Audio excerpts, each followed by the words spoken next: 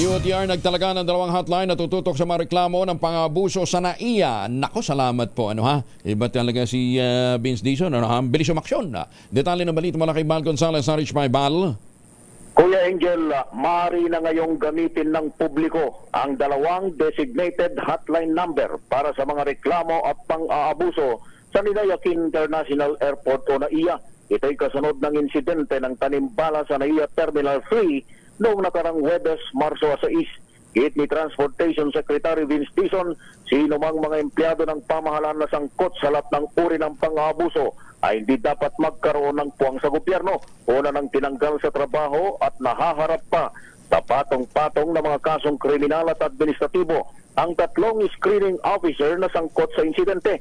Inatasan na rin ng kalihim ang Office for Transportation Security o OTS na magsagawa ng pagbabago sa mga pinatutupad na protokol ng seguridad sa NAIA. Dahil dito'y hinihimok ni Secretary Dizon ng publiko na i-report ang mga reklamo at pang-abuso sa mga hotline number na 0960-461-6877 at 0920-946-3687. Narito si DOTR Secretary Vince Dizon. I-report nyo agad sa hotline na yan.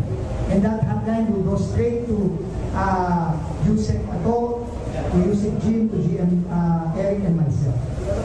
No, and we will act on it. Huwag natin hintayin na ilang araw pa, tapos magagawa na natin kapag pinost na sa social media at report ng media na.